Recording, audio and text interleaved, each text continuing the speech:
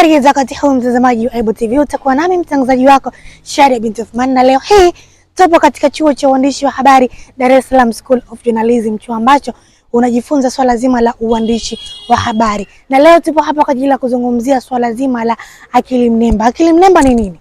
Akili mnemba ni mfumo ambao wa kiteknolojia unaokusaidia wewe katika kupata habari mbalimbali ama kujifunza kutokana na kitu fulani. Je, kuna madhara gani kutumia akili mnemba? Tupo hapa kwa ajili ya kupata information kuhusu swala la akili mnemba. Basi tuwasikilize.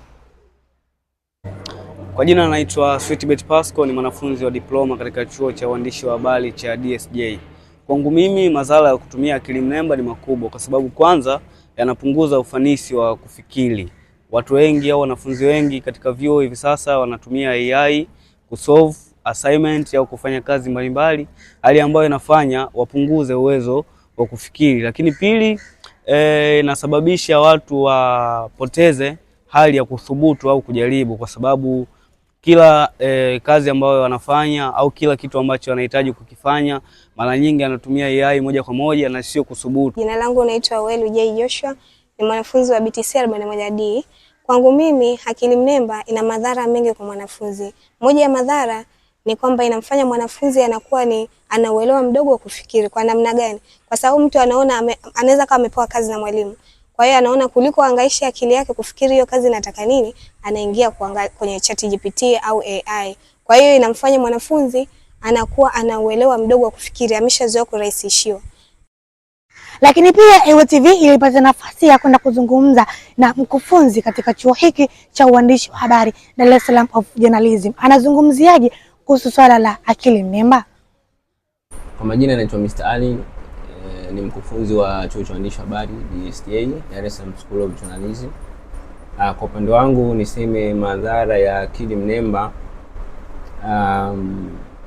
kwa upande wa kitaaluma, nikizungumzia kwenye masomo ya wanafunzi, inawafanya wanafunzi kuitegemea sana AI ama akili mnemba kwenye kazi zao za masomo, kwa sababu tunasema AI ama akili mnemba huwa haina 100% ya kile ambacho kinachochakata ama kutafsiri ama kuleta maana ya kile ambacho mwanafunzi anachokiuliza.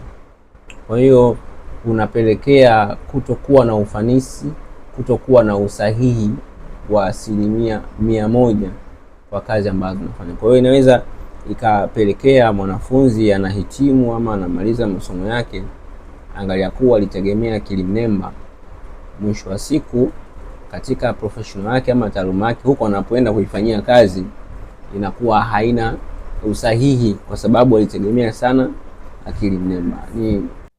Mtazamaji, mpaka hapo utakuwa umejifunza kuhusu swala zima la akili mnemba.